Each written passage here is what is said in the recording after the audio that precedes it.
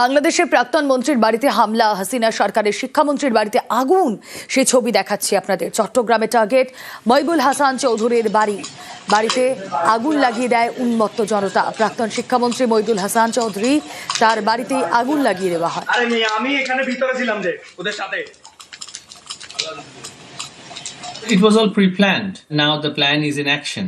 It is a state-sponsored activity, what they have been doing. I mean, of course, these are unacceptable behavior.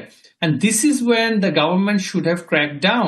Should have been tough on them. They have not only just failed, but they have instigated them. Advisors of the current government, they are instigating from the top and then asking the police and the army to stand still when they run their street dramas. It has been planned carefully with the election in mind and to continue their illegal grip in power. বাংলাদেশে ফের সংস্কৃতির উপর হামলা, harmonium, তানপুরা ভাঙচুর উন্মত্ত জনতার। ঢাকার ধানমন্ডিতে ছায়ানট সংস্কৃতি ভবনে হামলা, মৌলবাদীদের হামলায় তছনছ ছায়ানট ভবন। নিন্দায় সরব এপারের বিশিষ্ট জনেরা।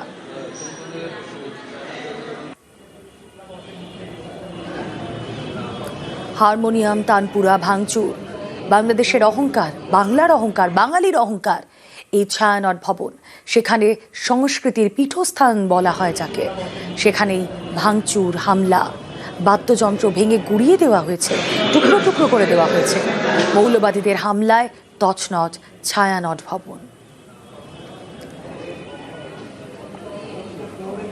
আমরা যেহেতু কালচারালি আমরা দুটো দেশের সাথে আমরা সবাই খুব যুক্ত, স্পেশালি আমরা বাঙালিরা। আমরা চাই বাংলাদেশের মানুষ শান্তিতে থাক, ভালোভাবে থাক এবং শুভবুদ্ধি হোক সবার। যারা বন্ধু বান্ধব ওখানে আছে তারা খুব দুঃখেই আছে এইসব নিয়ে আর কি। গান বাজনা শিল্প এইসব ছাড়া কি করে মানুষ বাঁচবে? রবীন্দ্রনাথকে ওই দিকে মানুষ যেমন ভালোবাসে, নজরুল ইসলাম আমরা সবাই যেভাবে ভালোবাসি, সুনীল গাঙ্গুলির লেখা ওখানে গেলে ওখানকার বন্ধু বান্ধবরা যারা আছে তারা গড়গড় করে মুখস্থ বলে ওখানে। আমি কোনো আইডিয়া নেই যে এরা কেন চায়, কি চায়, এদের পলিটিক্যালি এদের কি বেনিফিট এইসব করে। কোথাও হয়তো বেনিফিট আছে, কিন্তু মানুষ হিসেবে সাধারণ মানুষের এতে কোনো বেনিফিট নেই। ছায়ানটের মতো বাংলাদেশের অহংকার একটি প্রতিষ্ঠান, যা বাংলাদেশের গৌরবকে সারা পৃথিবীতে ছড়িয়ে দিয়েছে, সেই ছায়ানটকেও তারা আক্রমণ করে বাদ্যযন্ত্র ধ্বংস করল। এটা খুব লজ্জার কথা। এটা বাঙালির মাথা হেঁট করে দিয়েছে। আমি বাঙালি বলতে হিন্দু মুসলমানের তফাৎ করি না। আমি জানি বাংলাদেশে শুভবুদ্ধি সম্পন্ন মানুষ অনেক আছেন, তারা এই ঘটনায় শিউরে উঠেছেন।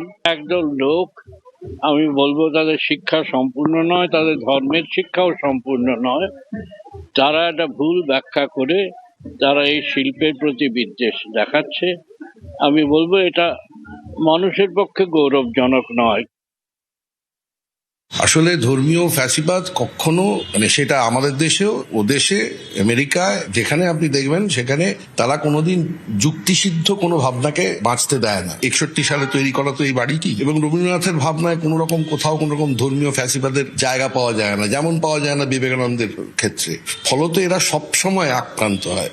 এই ধরনের ঘটনা ঠিক তখনই ঘটে যখন এর পেছনে খুব সক্রিয় রাজনৈতিক এবং রাষ্ট্রনৈতিক মদত থাকে। নেপাল তার প্রমাণ। লালনের দেশে এই ঘটনা ঘটছে। এর থেকে লজ্জার তো আর কিছু হতে পারে না। যখন অভিজিৎ থেকে শুরু করে ব্লগারদের খুন করা হচ্ছিল একের পর এক, তখন তথাকথিত হাসিনা সরকার চুপ করে বসেছিলেন। এক ধরনের মৌলবাদ মাথাচাড়া দিয়ে আরেক ধরনের মৌলবাদকে প্রশ্রয় দেয় যে তুমি মাথাচাড়া দাও, তাহলে আমার মাথাচাড়াটা সফল হবে। সংস্কৃতি জগৎ যে যুক্তির কথা বলে, তারা কেবলমাত্র ভক্তির কথা বলে না, এবং অন্ধভক্তির কথা তো প্রায় বলেই না। রবীন্দ্রনাথ বেশি পড়লেই তো গন্ডগোল হয়ে যাবে, বিবেকানন্দ বেশি পড়লেই তো গন্ডগোল হয়ে যাবে। সাধারণ মানুষ তো অশান্তি চায় না, আর এগুলো করে কিছু লুম্পেন, কিছু সমাজ বিরোধী তারা করে। এখন তারা তো জানে না যে তারা কি ভাঙছে, কি নষ্ট করছে। ছায়ানট তো অনেকদিনের পুরনো একটা সংস্থা এবং খুব দামি সংস্থা, তার উপর যেরকম হামলা করার মানেটা কি? এত কোনো মানে নেই। তো তারা তার উপর হামলা করছে। এখন রাগটা কার উপর মেটাবে বুঝতে পারছে না বলে করছে। খুবই দুর্ভাগ্যজনক ঘটনা, খুবই বেদনাদায়ক একটা পরিস্থিতি। বিশেষ করে ছায়ানটের বাড়ির উপর যে আক্রমণ, আমিও দেখেছি ওই হারমোনিয়াম ভেঙে ফেলার দৃশ্যটা।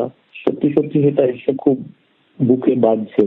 অনেক বন্ধু বান্ধব থাকে বাংলাদেশে, শুভবুদ্ধি সম্পন্ন অসংখ্য মানুষ, ও তাদের জন্য দুশ্চিন্তা সবসময় রয়ে যাচ্ছে।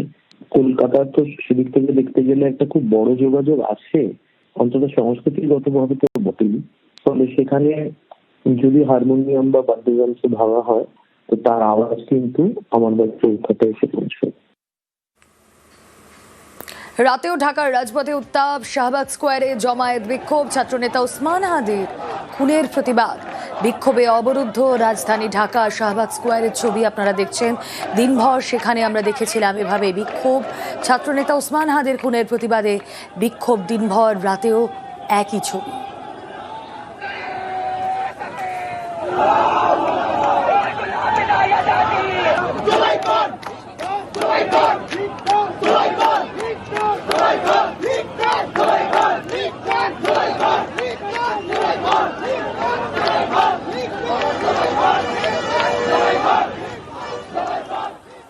অগ্নিগর্ভ বাংলাদেশ ভারত বাংলাদেশ সীমান্তে ব্যাপক উত্তেজনা, বেনাপোল সীমান্তে বিক্ষোভ, সেই ছবি দেখছেন আপনারা। বাংলাদেশের অগ্নিগর্ভ পরিস্থিতির ছবি, ভারত বাংলাদেশ সীমান্তে উত্তেজনা, বেনাপোল সীমান্তে বিক্ষোভ। বাংলাদেশে নানান জায়গায় গন্ডগোল হয়েছে, আমাদের এলাকায় হয় না। কোথায় কোথায় ঝামেলা হচ্ছে? ঢাকায় বেশি, ঢাকায় আওয়ামী লীগদের লোকদের উপরেই বেশি মার ধর, বাড়ি মানুষের কথা বলতে মানে উচিত কথা বলতে পারে না, ভয় লাগে। আর কখন কি বিপদ ঘটে তো বলা যায় না। আর এদিকে দেখুন, বাংলাদেশের সঙ্গে নাকি পশ্চিমবঙ্গের তুলনা। অমিত মালব্যের পোস্টে বিতর্ক। 2026-এ তৃণমূল ক্ষমতায় এলে পশ্চিমবঙ্গ হবে বাংলাদেশ। এক্স হ্যান্ডেলে পোস্ট অমিত মালব্যের। অমিত মালব্যকে পাল্টা তোপ কুণাল ঘোষের, কেন্দ্রীয় সরকারকে ব্যবস্থা নেওয়ার আর্জি। মৌলবাদীদের তোপ এভাবে অমিত মালব্যের। শুধু মৌলবাদীদের তোপ নয়, বাংলাদেশকে পশ্চিমবঙ্গের সঙ্গে তুলনা এবং তার এই পোস্ট ঘিরে বিতর্ক।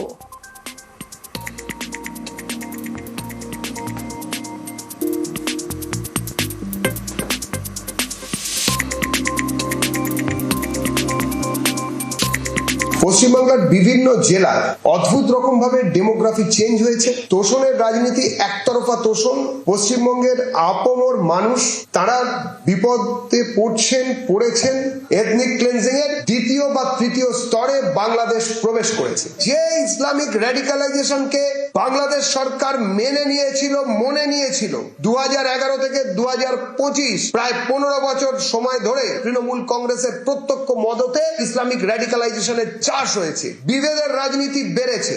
আমরা মনে করি যে যদি 2026-এ তৃণমূলের সরকার থাকে তাহলে পশ্চিমবঙ্গের বাঙালি হিন্দুকে আবার ঘরছাড়া হতে হবে।